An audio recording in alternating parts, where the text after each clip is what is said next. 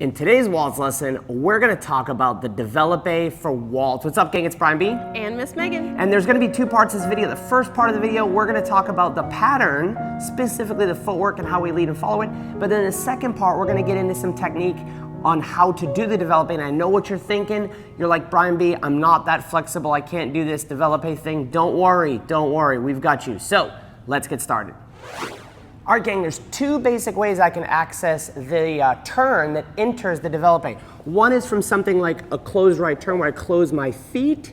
The other one is going to be where I pass my feet, 1, 2, and we pass our feet on 3. Either way, the turn entering this is going to be the same, 1, 2, and 3 before we dance our Develope, 1, 2, 3. So let's talk about the footwork. Leaders footwork going this direction because it's going to be the easiest way to understand it. Leaders footwork, then followers. So leaders, we dance 1, 2, and either we close our feet on 3 or we pass our feet, doesn't matter. From here, I'm going to lead a syncopated turn, and I'm going to have to syncopate my own footwork for 1, 2, and 3. So we land diagonal center at this point. Now from here, I'm going to take this left foot across with a heel lead. We're going to talk about the technique in the final section, but we have 1, 2, 3. Then I'm going to dance basic footwork for 1, 2, 3, and then I'm going to dance in promenade position, stepping back 1, closing my feet for a heel turn for 2, and dancing diagonal out for 3.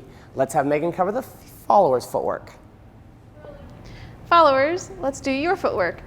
So we're here, we're going to go backward on our diagonal wall. So we have 1, 2, 3. You can either close your feet or pass your feet, like Brian said earlier. This is going to be your turn. We're going to essentially walk into it. So heel lead for 1. We're going to go 2 and 3. At this point, we are going to take our right leg and send it back for 1. And then our left leg is going to come in as we develop it up for 2 and 3. Okay? So we have 1, 2, 3. We put it down for 1, 2, 3. And now we're going to go into a promenade position. 1, 2, coming out, 3 on the diagonal. All right, gang, let's talk about the lead and follow of this, and then we'll get into the meat and potatoes of the actual Develope for this. So we dance our basic 1, 2, 3. From here, leaders, as I step back for 1, I'm putting Megan onto her right foot.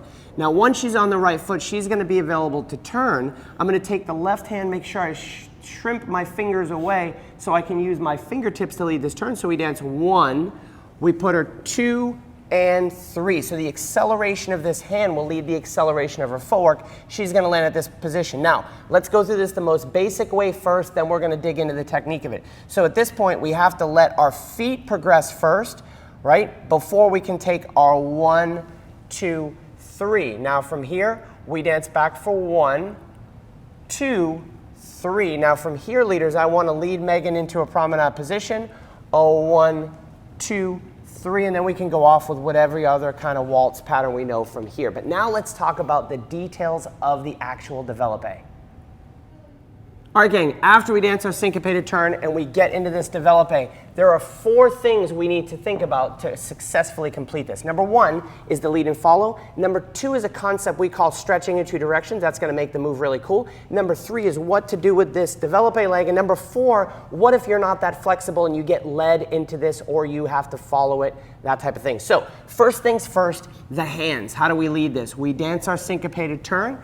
At this point, leaders, I'm going to re-grip my hands underneath. So we call this towel and a towel bar. This is the towel bar, and Megan's hands are the towel on top. Cool? I've got a good grip. That's step number 1. Number 2, we're going to call this stretching in 2 directions. So we put the foot out and we stretch in 2 directions. Megan's stretching down and away with her right foot. I'm stretching down and away with my left foot.